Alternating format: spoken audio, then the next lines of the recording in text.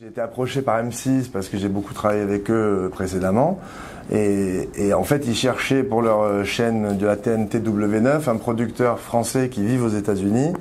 Donc ils ont casté des gros producteurs à LA, à Miami, à New York. Donc j'ai eu cette place qui est un peu entre le coach, le juge, le directeur artistique, le producteur. C'est-à-dire ils voulaient une personne qui puisse driver des talents qui ont échoué entre guillemets en finale, demi-finale de The Voice, de Star Academy, donc des émissions assez connues, prestigieuses dans le milieu de la musique en France. Et je trouve que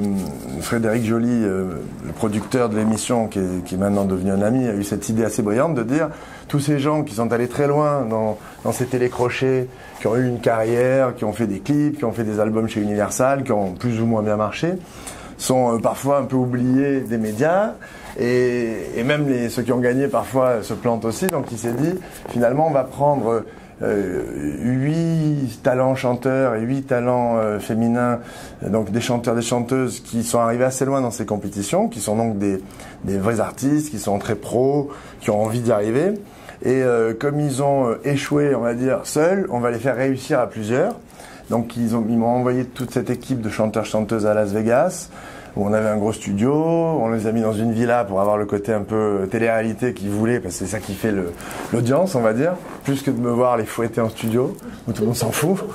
Donc du coup, il avait un peu, donc c'est une espèce de mix, effectivement, télé-réalité et télécrochet, pour découvrir les coulisses en fait d'une production musicale, comment je les mets en scène, comment je les fais répéter, quelles chansons j'attribue à qui, pourquoi je fais tel trio, tel duo, pourquoi lui ça va pas, les égos de chacun, parce que ce qui est intéressant c'est qu'ils ont tous eu plus ou moins, tu vois, une carrière à un moment qui a plus ou moins marché, donc il y avait aussi effectivement des petites frictions parfois, des jalousies, ah mais moi je voulais chanter cette chanson, mais pourquoi c'est lui qui l'a, donc bon, c'est assez marrant de voir aussi comment tu arrives à tenir les égos des artistes qui sont souvent forts, parce que ça fait partie de ce métier-là, il faut en avoir un pour avoir envie d'être sur scène et capter l'amour d'un public, tu vois, c'est quelque chose qui fait partie de l'équation. Et donc quand on a 12 avec toi tous les jours à gérer pour faire une grosse scène, en fait l'idée c'est après de finir sur scène, sur faire tous les Zéniths de France, une grosse tournée, etc. Et donc voilà, Las Vegas Academy, ça doit arriver je crois en mai ou juin, j'ai pas encore toutes les infos, ils sont en plein montage.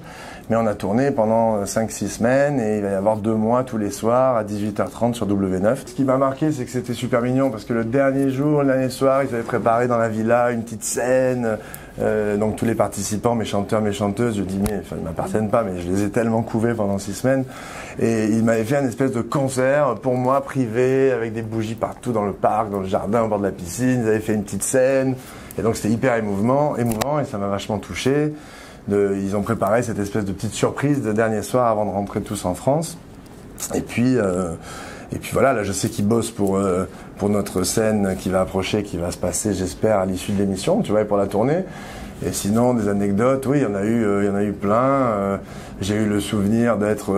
avec le producteur de Lady Gaga qui s'appelle Red One à Los Angeles, chez qui j'avais choisi 3 de mes chanteuses, qui a été hyper impressionné, alors qu'il a eu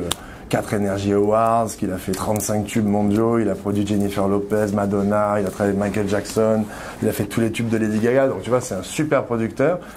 qui est suédois, marocain, un mec assez génial. Et donc ça, c'était un super souvenir parce qu'il a été vraiment impressionné par le niveau de mes chanteuses que je lui ai amenées, donc c'était vachement bien. Enfin, il y a eu plein de belles anecdotes. Également Wayne Martin, qui est un autre producteur américain, qui a un studio à Las Vegas, qui lui a produit Circus, l'album de Britney Spears qui a le mieux marché, qui a produit plein de talents américains. Ça m'a fait plaisir de voir qu'on était au niveau malgré tout et que même ces gros producteurs pouvaient s'arrêter et être intéressés par nos chanteurs, donc c'était plutôt chouette. Donc voilà, il y a eu des beaux moments comme ça qui étaient assez intéressants.